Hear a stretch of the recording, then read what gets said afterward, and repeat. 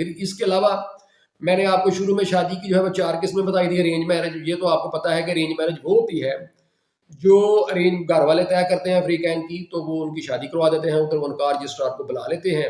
और निकाह रजिस्ट्रार जो है वो शादी जो है वो करवा के तो अपने निकाह नामे को फार्म को फिल करता है और उसको रजिस्टर कर देता है। और इसके अलावा जो है मैंने आपको बताई थी जो कोर्ट मैरिज जिसको कहते हैं या लव मैरिज जिसको कहते हैं, जो कि कचहरी में होती है, घर वालों की मर्जी के बगैर होती है।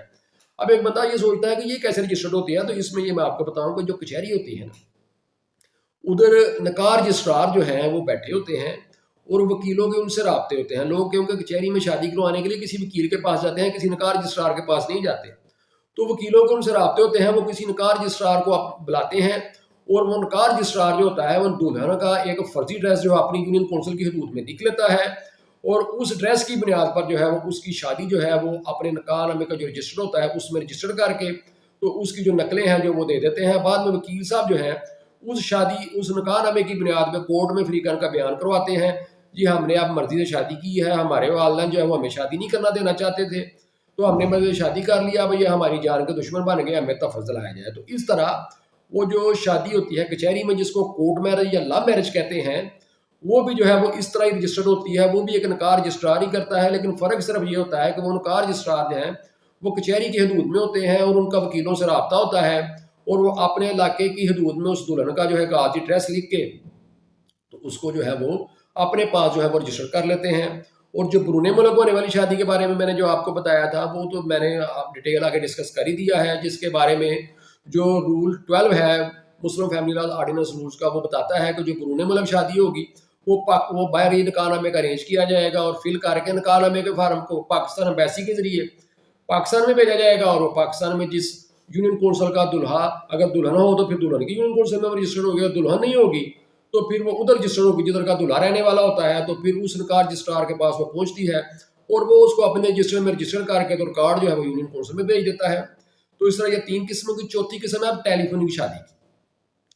ये जो टेलीफोनिक शादी होती है ना, इसमें एक फरीक तो होता है वो एक शहर में, दूसरा फरीक दूसरे शहर में भी हो सकता है या बरूने मुल्क भी हो सकता है।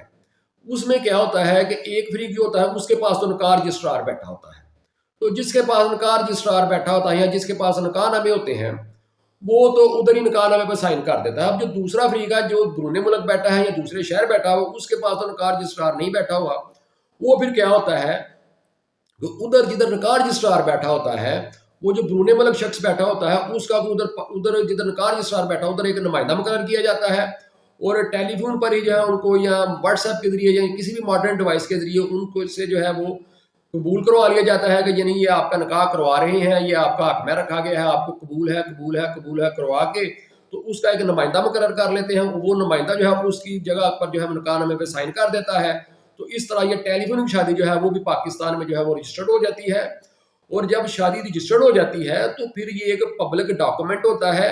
और जो पब्लिक डॉक्यूमेंट होता है ना इसको प्रिजम्पशन ऑफ ट्रूथ होती है, यानी इसको सच्चाई हासिल होती है।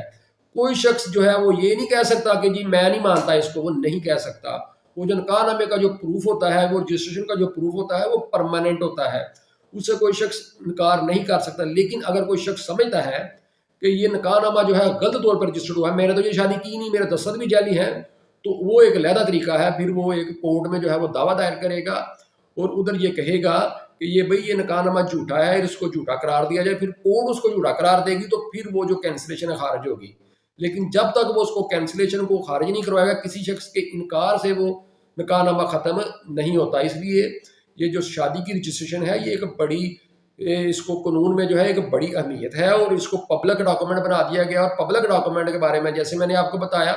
उसको हमेशा प्रिजम्पशन ऑफ ट्रूथ हासिल होती है, तो इसलिए कोई भी शादी जब रजिस्टर्ड हो जाती है तो फिर उसको प्रिजम्पशन ऑफ ट्रूथ हासिल होती है, वो शादी का पुख्ता सबूत होता है और कोई भी शख्स जो है उससे इनकार नहीं किया जा सकता।